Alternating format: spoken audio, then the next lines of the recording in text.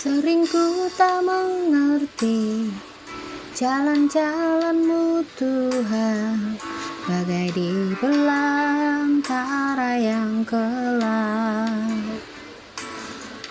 Tanpa seribu tanya, namun tetap percaya, jejak-Mu Tuhan sungguh sempurna.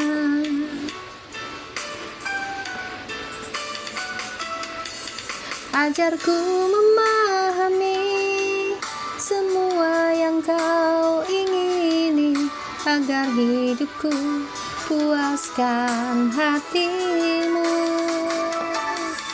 Bagimu aku rela sepenuh hati menghamba, serahkan diri, genapi karya-Mu.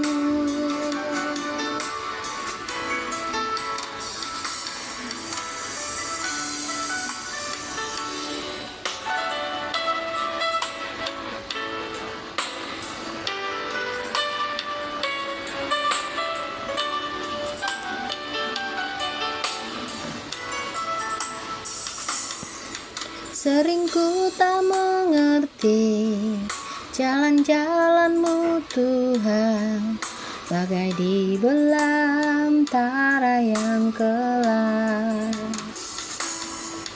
Tanpa seribu tanya, namun tetap percaya, jejak-Mu Tuhan sungguh sempurna.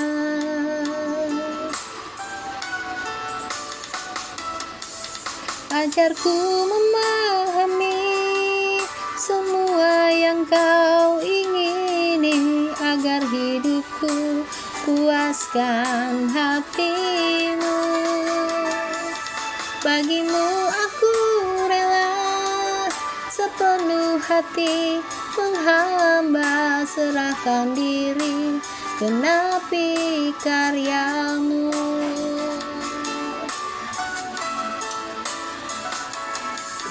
Ajarku memahami semua yang Kau ingini, agar hidupku puaskan hati-Mu. Bagimu aku rela sepenuh hati menghamba, serahkan diri, genapi karya-Mu. Serahkan diri, genapi karya-Mu. Shalom, selamat pagi. Saya akan kembali mempelajari apa yang Tuhan sampaikan dalam ibadah Minggu tanggal 26 Januari 2025, di mana saat ibadah Tuhan memperlihatkan ada pelangi. Lalu saya teringat bahwa itu ayatnya tentang busur yang dibuat oleh Tuhan, itu di Kejadian, yaitu tentang Nuh. Nah, hari ini kita akan mempelajari tentang misbah yang mendatangkan janji Tuhan. Apa itu misbah? Di dalam Kejadian 8 ayat 20 dikatakan bahwa lalu ia mempersembahkan korban bakaran di atas misbah itu. Jadi misbah itu adalah tempat mempersembahkan korban bakaran kepada Tuhan. Kemudian di Keluaran 27 ayat 1 dan 8 itu tentang bagaimana Abraham mempersembahkan Ishak kepada Tuhan. Jadi sudah dipersiapkan tumpukan kayu yang ada, lalu Ishak ditaruh di atasnya. Jadi tempat mempersembahkan korban bakaran kepada Tuhan. Kemudian yang kedua, di Kejadian 12 ayat 7, maka didirikannya di situ misbah bagi Tuhan yang telah menampakkan diri kepadanya. Baik itu Abraham, baik itu Yakub. Di saat Tuhan berfirman, di saat Tuhan menemui mereka akan mendirikan mezbah. Jadi mezbah itu adalah suatu tempat yang dibuat untuk mengingat bahwa disitulah mereka bertemu dengan Tuhan. Jadi tempat bertemu Tuhan itu adalah mezbah. Kemudian yang di dalam Kejadian 26 ayat 25 juga mengatakan, sesudah itu Ishak mendirikan mezbah di situ dan memanggil nama Tuhan.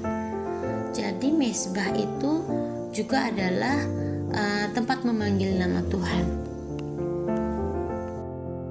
Sekarang, bagaimana dalam kehidupan kita sekarang ini? Apa itu mezbah? Di dalam Roma 12 ayat 1 sampai 2, karena itu saudara-saudara, demi kemurahan Allah, aku menasihatkan kamu supaya kamu mempersembahkan tubuhmu sebagai persembahan yang hidup, yang kudus, dan yang berkenan kepada Allah. Itu adalah ibadahmu yang sejati.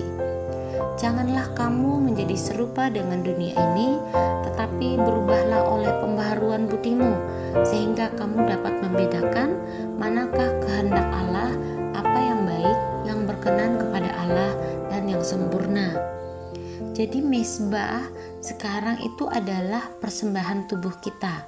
Di dalam Roma 12 kan dikatakan, persembahkanlah supaya kamu mempersembahkan tubuhmu. Jadi tubuh itu berbicara semuanya, seluruh kehidupan kita.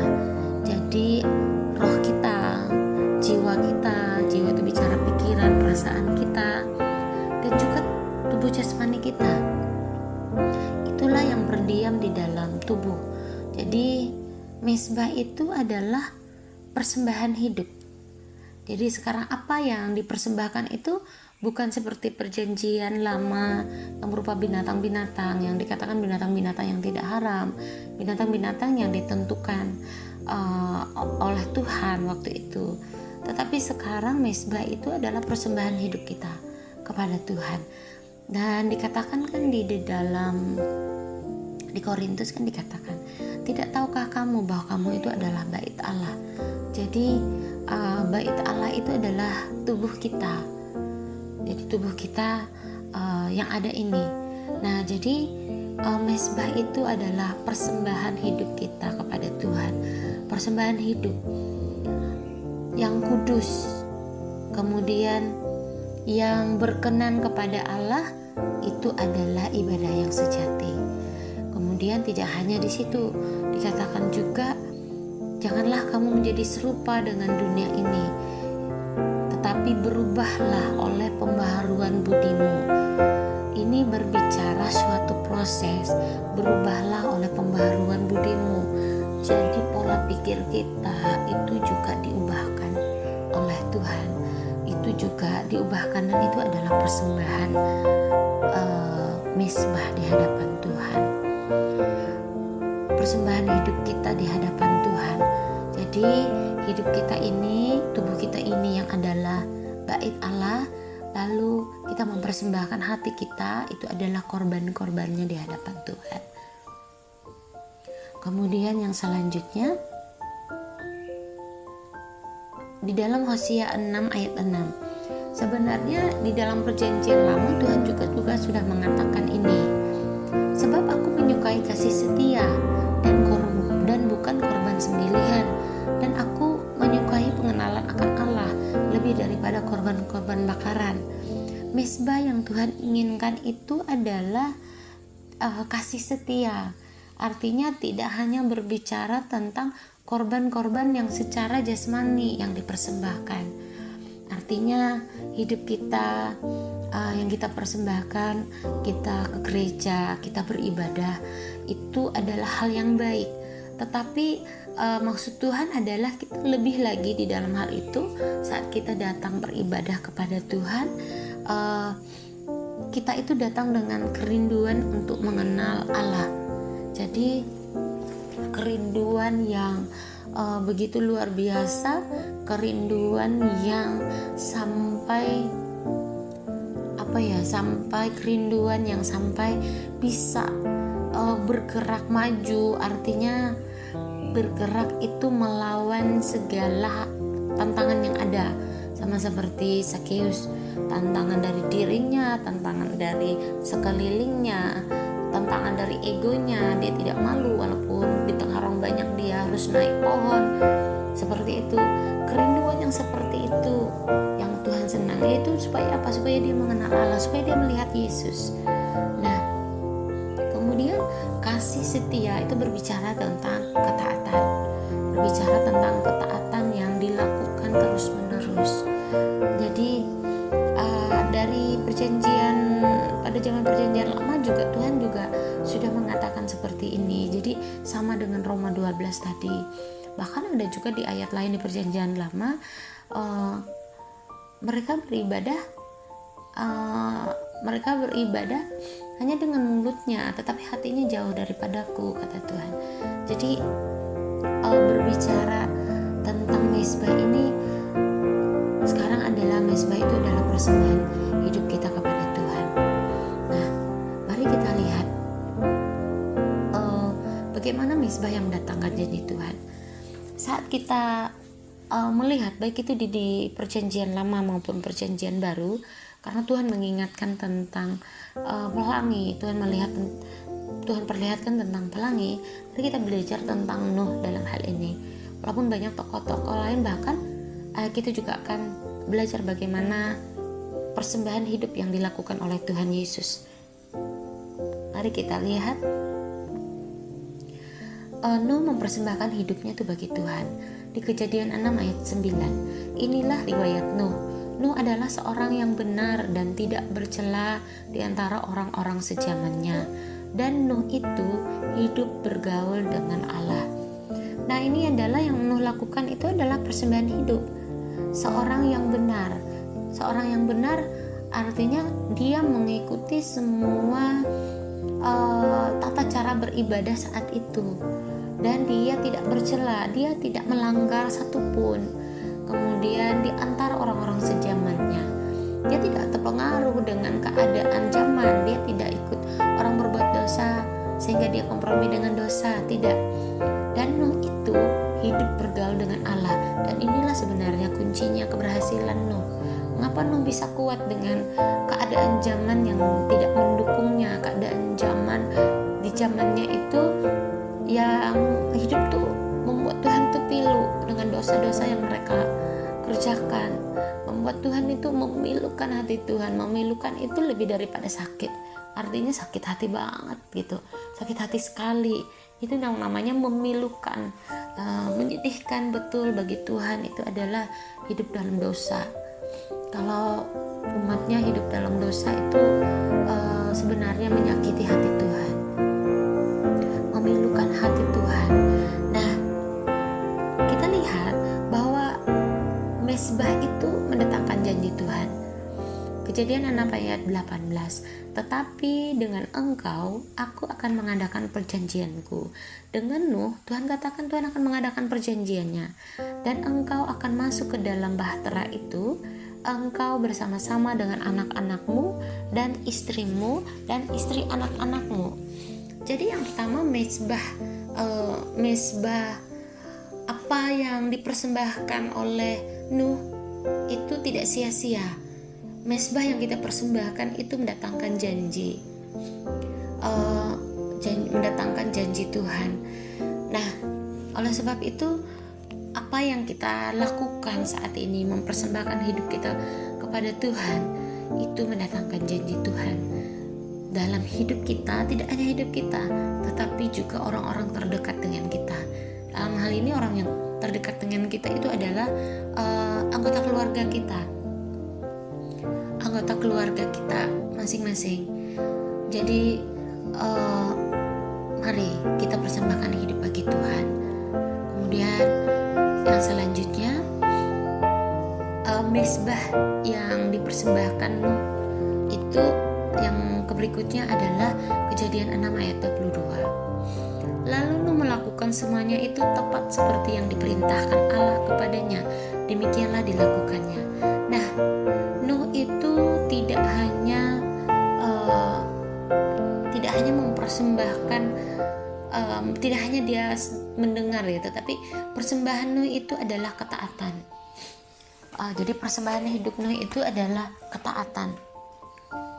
Ketaatannya kepada janji yang Tuhan berikan. Jadi janji yang ada itu kayak seperti Nuh itu, dia mempersembahkan sesuatu kepada Tuhan, kemudian dia taat, kemudian barulah tergenapi janji itu. Jadi janji Tuhan, kemudian setelah itu kita lakukan dengan ketaatan apa yang Tuhan lakukan, supaya janji itu tergenapi dalam hidup kita.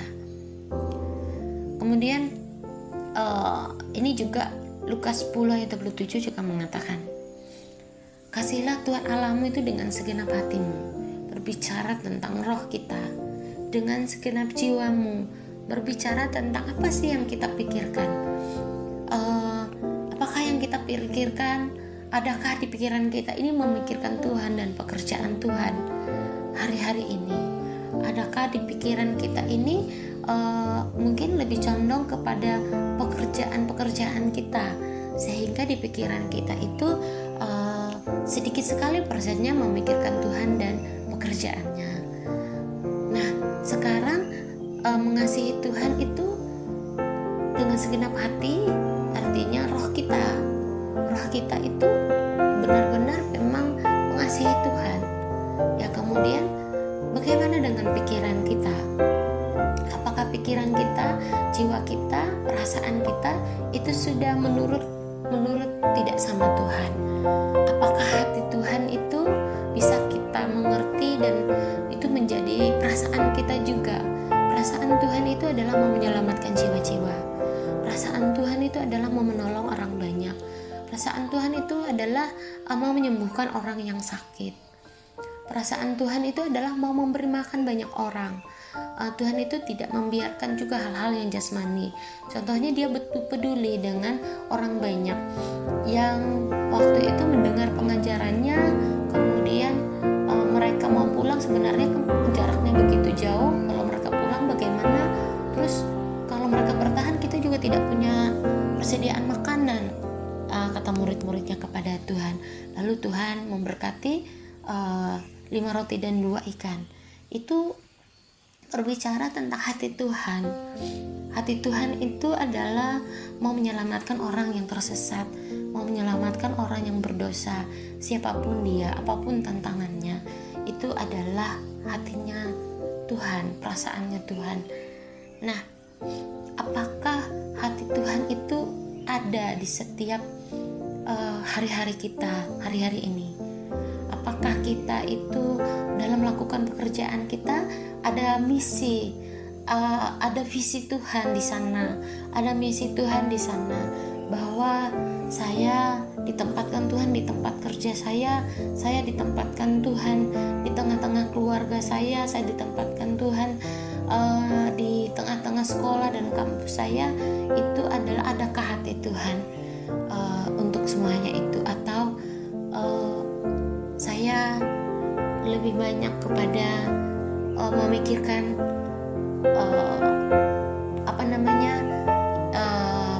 pekerjaan saya dan pelajaran saya gitu. Tentu bahwa kita sebagai pekerja, kita yang bekerja, kita harus bekerja sebaik-baiknya. Kita sebagai pelajar, mahasiswa, kita harus belajar sebaik-baiknya, karena itu juga adalah ibadah di hadapan Tuhan. Kalau kita bekerja, tentunya bekerja dengan tidak baik, kan itu akan menjadi batu sandungan. Artinya kita tidak menjadi terang. Nah, kita akan melakukan pekerjaan kita dengan sebaik-baiknya, karena dikatakan di Kolose, lakukanlah semuanya itu sama seperti untuk Tuhan. Jadi itu juga adalah bagian daripada misi yang, tetapi tujuan semuanya itu adalah supaya apa? Supaya terang Tuhan dinyatakan dalam pekerjaan kita. Jadi apapun kesempatannya, intinya maksudnya miliki hati, ya, hati yang mau menyelamatkan orang lain, menangkap maksud Tuhan yang tersembunyi di balik, menangkap rencana Tuhan di balik semua yang Tuhan, jalan yang Tuhan persiapkan kepada kita, ladang yang Tuhan sediakan bagi kita. Ladang kita itu berarti orang-orang di kantor kita, ladang kita itu berarti orang-orang teman-teman kita, baik itu di sekolah maupun di kampus. Nah, kemudian dengan segenap kekuatan itu berbicara tentang sesuatu yang tidak gampang. Artinya, contohnya untuk seorang anak muda mempertahankan hidup supaya tetap bersih sesuai firman, ya, karena dengan apakah seorang muda menjaga kehidupannya, yaitu dengan menjaganya sesuai dengan firman Tuhan. Jadi untuk melakukan firman Tuhan, untuk tetap hidup dalam suatu kekudusan dalam masa muda, itu perlu dengan segenap kekuatan. Apalagi sekarang HP begitu mudah saja untuk seseorang itu mengakses yang baik maupun yang tidak baik, karena HP itu adalah alat, dia tidak punya hati, ya. HP itu tidak punya hati, artinya dia tidak bisa membedakan yang mana yang baik dan tidak, karena dia adalah benda mati. Nah, lain halnya dengan kita yang hidup ini punya yang namanya hati, ya, punya yang namanya roh, sehingga roh itu yang dikuasai oleh Tuhan. Kalau kita membiarkannya dikuasai oleh Tuhan, tapi kalau kita membiarkannya dikuasai oleh roh-roh dunia, maka hidup kita akan sama seperti orang dunia ini. Nah, itu perlu dengan segenap kekuatan.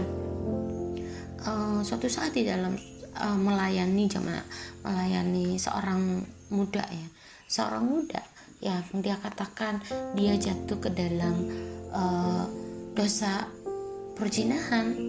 Saya nasihatkan dia, kamu harus pindah gitu, karena kamu cuma beda pintu aja sama dia, jadi sangat mudah untuk kamu itu berbuat dosa, karena tinggal keluar pintu satu masuk ke pintu yang lain, sangat dekat tempatnya gitu ya.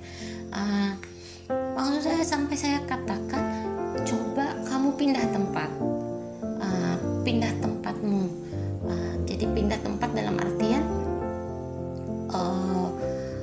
ya itulah salah satu hal yang dengan segenap kekuatan itu untuk dilakukan. Artinya segala upaya itu dilakukan. Artinya kita juga dengan doa, tetapi sama seperti yang dilakukan oleh Yusuf kan saat dia menghadapi istri Potifar, dengan segenap kekuatan dia melawan itu. Dia digoda beberapa hari. Apakah Yusuf tidak tergoda? Yusuf itu adalah orang yang normal, ya. Tetapi dia dengan segenap kekuatannya dia lari. Dia tidak bertahan di situ. Itu juga salah satu contoh yang dilakukan. Itu berbicara tentang tubuh juga. Jadi ini 3 aspek ini yang ada di dalam persembahan tubuh, ya. Persembahan tubuh yang dikatakan di Roma 12 tadi, roh, jiwa, dan tubuh secara jasmani. Maksud saya, segenap kekuatan itu berbicara tentang hal yang jasmani juga. Misalnya seseorang yang begitu mengerjakan pekerjaan yang Marta kerjakan, seperti Marta kerjakan, maksudnya dia mempersiapkan segala sesuatu. Dalam suatu ibadah itu ada juga yang namanya harus ada konsumsi. Itu dia mempersiapkan segala sesuatu. Saya rasa zamannya Tuhan Yesus itu ada orang-orang yang membagi-bagikan makanan itu kepada 5.000 orang. 5 roti dan 2 ikan itu dibagi. Karena mereka tidak menyangka bahwa ternyata ada sisa, kan dia tidak menyangka mereka akan membagi-bagikan. Ada orang-orang yang bekerja seperti itu. Itu juga berbicara perlu juga persembahan hati, melakukan semuanya itu, perasaannya, mempersembahkan yang dia kerjakan itu untuk Tuhan. Kemudian berbicara juga tenaga yang dia berikan, dia persembahkan untuk Tuhan. Nah, sama seperti Sakius itu kan berbicara dengan segenap kekuatan. bagaimana dia mendahului orang banyak itu. Cepat-cepat nanti kelewatan saya ini melihat Tuhan Yesus. Dia di sana ya arahnya Tuhan Yesus. Jadi dia lari mendahului orang banyak. Kemudian di mana ya ini? Kok di sini juga saya nggak bisa melihat? Sudah kayaknya wah di sana tuh ada suara-suara orang. Di sana berarti Tuhan Yesus. Dia sudah tahu posisinya. Tapi gimana saya nggak bisa lihat juga? Terlalu banyak orang yang mau melihat Tuhan Yesus saat itu. Dia dengan segenap kekuatan dia naik pohon, ya dia naik pohon. Gak gampang-gampang untuk naik pohon itu. Pertama si Zakius itu harus mengalahkan egonya. Malu ini naik pohon, dia harus mengalahkan egonya. Yang kedua memang dengan tenaganya tidak gampang naik pohon. Sampai sekarang saya juga tidak bisa naik pohon kecuali pohonnya itu bercabang, ya. Susah naik pohon bagi orang yang tidak biasa, ya, bagi orang yang memang pemanjat, ya. Itu tapi awalnya pasti dia akan latihan dulu juga supaya itu menjadi satu hal yang menjadi terbiasa. Dan dengan segenap akal budi, artinya ini persembahan juga. Tadi jiwa itu perasaan, akal budi itu berbicara pikiran yang bisa berbicara tentang pikiran yang bisa diubahkan, yang mau diubahkan oleh Tuhan. Nah, ini berbicara suatu proses juga yang kita persembahkan kepada Tuhan dengan segenap akal budimu. Kemudian yang selanjutnya, persembahan hidup itu tidak hanya berbicara bagaimana roh kita, bagaimana hati kita, bagaimana komitmen kita, tetapi sama seperti Nuh itu, dia melakukan tepat seperti yang dikerjakan, seperti yang diperintahkan oleh Tuhan. Jadi Nuh itu melakukan semuanya itu dengan ketaatan. Nah, kasihi sesama manusia seperti dirimu sendiri itu adalah perwujudan dari ketaatan. Jadi tidak hanya doa, ya, tidak hanya kita beribadah, tetapi bagaimana mewujudkan kasih kepada Tuhan itu dengan mengasihi sesama. Makanya tadi Tuhan itu tidak hanya hatinya yang mengasihi, tidak hanya dia berdoa, tetapi Tuhan itu action. Tuhan itu mengajar kemana-mana. Tuhan itu memberitakan tentang firman Tuhan itu kemana-mana, memberitakan tentang keselamatan itu kemana-mana, dimanapun dia ada. Nah, ini kalau sekarang ini yang dua hal ini kita akan wujudkan. Selanjutnya tentang mezbah yang mendatangkan janji Tuhan di dalam Kejadian 8 ayat 20 sampai 22. Lalu Nuh mendirikan mezbah bagi Tuhan. Kemudian ketika Tuhan mencium persembahan yang harum itu, berfirmanlah Tuhan dalam hatinya, "Aku tak akan mengutuk bumi ini lagi karena manusia, sekalipun yang ditimbulkan hatinya adalah jahat dari sejak kecilnya, dan aku tak akan membinasakan lagi dari segala yang hidup seperti yang telah kulakukan. Selama bumi masih ada, tak akan berhenti-henti musim menabur dan menuai, dingin dan panas, kemarau dan hujan, siang dan malam." Nah, persembahan yang Nuh, ya, persembahan yang Nuh dirikan ini memang Nuh mendirikan satu mezbah seperti yang biasa dilakukan kalau pada zaman itu seorang mau memanggil Tuhan. Tetapi mezbah yang berikut ini berbeda. Sebelumnya itu kan waktu yang Nuh hidup benar, tidak bercela, bergaul dengan Allah, pasti sering melakukan mezbah di hadapan Tuhan. Dan mezbah itu pastinya mezbah itu bertujuannya ada permintaan-permintaannya, permintaan perlindungan, permintaan tetap kuat di dalam Tuhan, seperti itu, ya. Sehingga mungkin Nuh itu untuk keluarganya yang dia kerjakan, yang dia naikkan di hadapan Tuhan, doa-doa untuk anak-anaknya, istri anak-anaknya gitu. Tetapi mezbah yang berikut ini di Kejadian 8 itu berbeda. Mezbah yang Nuh naikkan itu adalah mezbah yang isinya ucapan syukur kepada Tuhan. Setelah dia keluar, dia melihat segala sesuatu yang ada sudah habis lenyap, dan dia benar-benar, Tuhan, benar apa yang Engkau sampaikan. Ini benar-benar apa yang Kau katakan itu benar-benar terjadi. Suatu mezbah yang penuh keyakinan kepada Tuhan, mezbah yang penuh ucapan syukur kepada Tuhan. Nah, mezbah yang seperti ini Tuhan juga senang. Artinya mezbah yang memang mengucap syukur aja kepada Tuhan tanpa ada permintaan, permohonan. Memang kecintaan kita kepada Tuhan. Nah, halanya memang kita harus sampai kepada titik ini, di mana kita itu sudah, bukannya berarti kita itu menjadi orang yang tidak punya masalah sehingga tidak ada lagi hal-hal yang kita doakan, tetapi untuk konteks ini khususnya itu suatu hati yang mengagumi Tuhan. Konteksnya di sini adalah suatu mezbah syukur kepada Tuhan. Ya, memang aku datang ini aku mau menyembah Tuhan saja. Aku datang ibadah ini aku mau memuji Tuhan.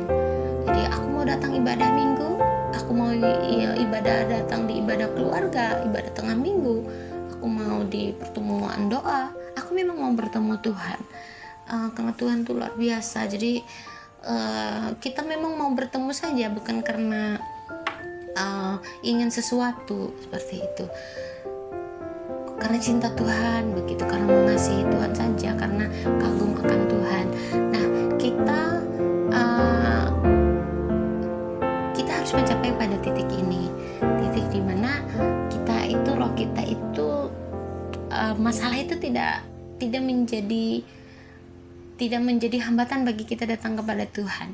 Artinya masalah itu tidak membuat kita menangis lagi. Karena apa?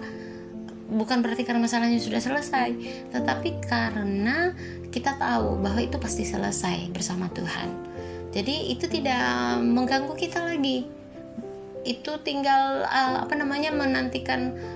menantikan waktu Tuhan seperti itu. Jadi kita benar-benar, Tuhan, persembahan yang sama juga dengan persembahan yang seperti ini, persembahan Sadrak, Mesak dan Abednego. Saat dia katakan, Tuhan tidak tolong saya pun, tetap dia adalah Tuhan. Tetap kami akan menyembah dia. Kami tidak akan menyembah patung yang kalian dirikan itu. Ini dia sama seperti ini. Jadi benar-benar suatu kecintaan pada Tuhan. Pokoknya Tuhan di atas segalanya. Tuhan itu baik.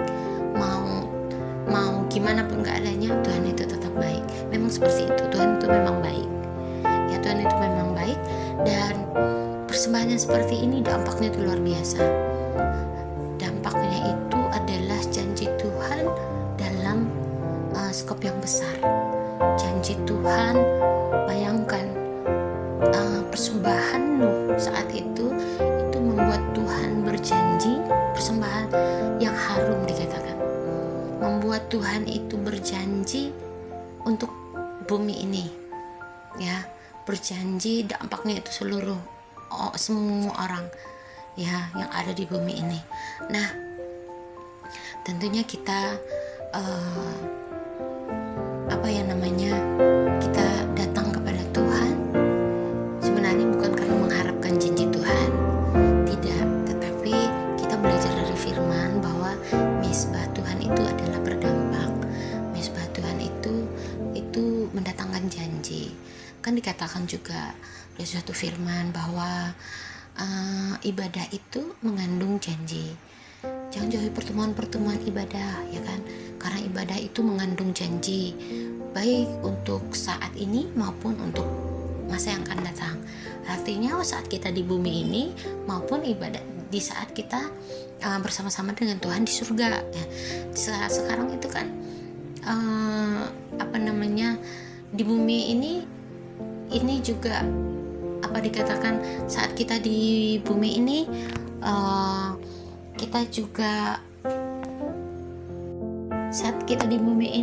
kita juga mendapat dampak daripada ibadah itu.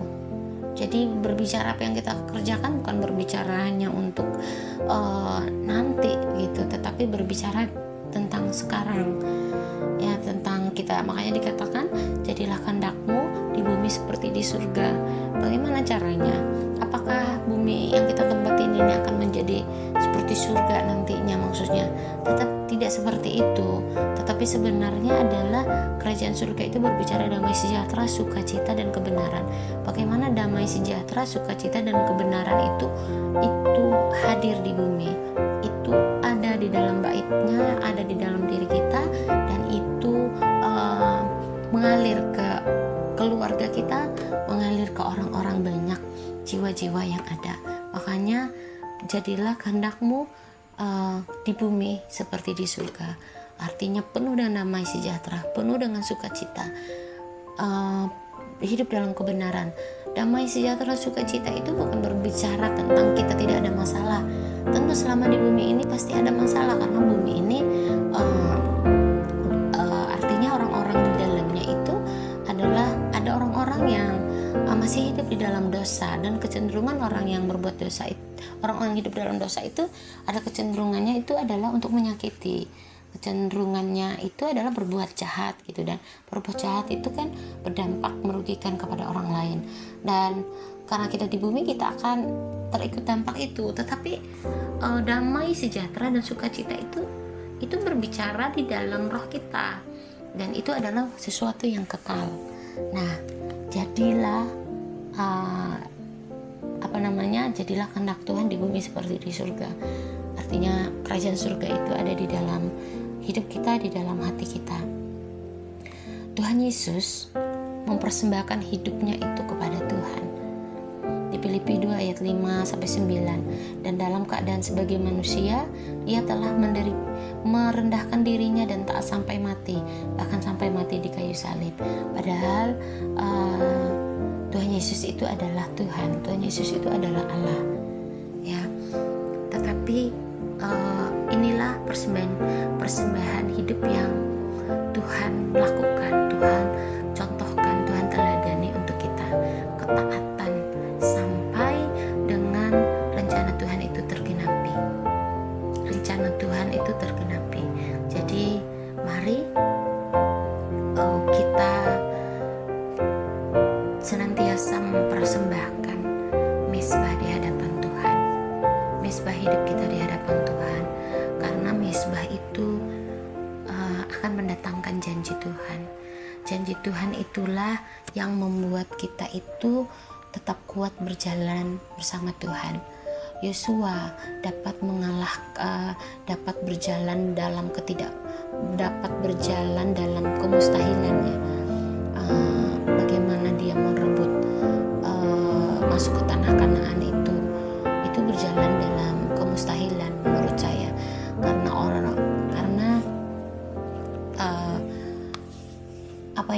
musuh-musuh yang ada itu penuh dengan adalah musuh-musuh yang tidak imbang. Kekuatan mereka punya banyak perlengkapan dan segala macam, tetapi kita lihat bahwa karena janji Tuhanlah yang menimbulkan iman, atau firman Tuhan yang Tuhan janjikan itu yang menimbulkan iman, dan Yosua mengerjakan bagiannya, yaitu taat. Saat dikatakan mereka itu harus mengelilingi tembok Yeriko, artinya berapa hari lamanya mereka mengelilingi tembok Yeriko, entah itu capek, mereka tetap melakukan. Karena apa? Karena mereka percaya mereka tuh percaya bahwa kemenangan itu mereka raih. Nah, kenapa? Karena Tuhan sudah sampaikan, Tuhan sudah janjikan. Jadi sangat penting sekali mendengar apa mendirikan mezbah itu, baik itu seperti yang dilakukan waktu sebelumnya itu adalah supaya hidupku nih supaya dia tetap berjalan kuat di dalam Tuhan di antara orang yang sejamannya. Kemudian bagaimana dia juga membawa di dalam doa-doanya itu anak-anak dan istrinya di hadapan Tuhan, dia persembahkan kepada Tuhan. Nah, sekarang adakah kita melakukan semuanya itu? Adakah kita berdoa untuk dengan tekun begitu, dengan terus menerus seperti yang Nuh lakukan? Dia bergaul dengan Tuhan itu berbicara waktu yang sering bertemu dengan Tuhan. Nah, sehingga sampai Tuhan itu memperhatikan Nuh gitu dan keluarganya. Nah, sekarang mari kita persembahkan kepada Tuhan. Kita mulai dirikan mezbah mezbah di hadapan Tuhan. Kita bawa orang-orang terdekat kita, lalu sampai kepada satu titik kita benar-benar dipenuhi dengan roh cinta akan Tuhan, sehingga yang ada itu adalah kita dulu melupakan masalah kita itu. Yang kita tahu itu kita itu begitu kagum dan mencintai Tuhan, dan itu juga mendatangkan janji-janji Tuhan. Jadi berjalan bersama Tuhan. Abraham itu beberapa kali dia mendirikan mezbah. Dia panggil nama Tuhan, dia dirikan mezbah bagi Tuhan. Dan itu adalah berjalan bersama Tuhan. Ya, berjalan bersama Tuhan itu tidak akan bisa kuat itu tanpa kita mendirikan mezbah, mempersembahkan hidup bagi Tuhan. Ya, puji nama Tuhan.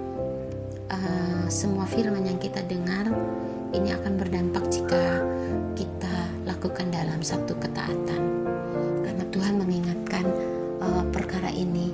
Ada hal-hal rencana Tuhan yang Tuhan mau kerjakan dalam kehidupan kita, sama seperti Nuh. Rencana Tuhan dalam kehidupannya adalah tentang membuat bahtera. Itu ada rencana Tuhan dalam kehidupan Nuh. Rencana Tuhan dalam kehidupan Musa adalah membawa bangsa Israel keluar dari Mesir. Sekarang apa rencana Tuhan dalam kehidupan kita? Tuhan katakan bahwa sejak sebelum kita ditenun di kandungan ibu kita, Tuhan itu sudah mengenal kita dan sudah memiliki rancangan-rancangan dalam kehidupan kita. Nah, mari kita berjalan mendirikan mezbah-mezbah kita bagi Tuhan, sehingga rencana Tuhan dalam kehidupan kita itu tergenapi. Ini yang saya bisa sampaikan. Tuhan Yesus memberkati. Mari kita berdoa. Hikaralabaya shikaralamaya shakaralamaya hiralamalabaya sharalamalabaya shiralamalama hikaralabatakaralabaya shikaralabalabaya shanda. Tuhan Yesus, pagi hari ini kami berdoa di hadapan-Mu ya Tuhan.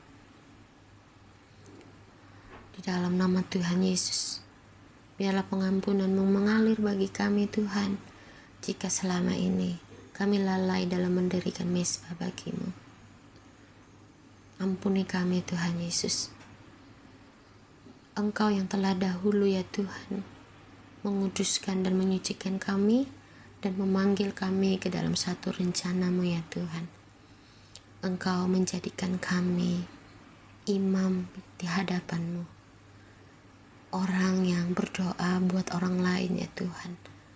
Engkau yang sudah memperkenalkan diri-Mu kepada kami, dan Engkau mau juga ya Tuhan melalui kehidupan kami memberitakan akan Engkau kepada orang lain. Tuhan Yesus saat ini ya Tuhan, dalam nama Tuhan Yesus, beri kekuatan kepada kami semua ya Tuhan. Dalam nama Tuhan Yesus,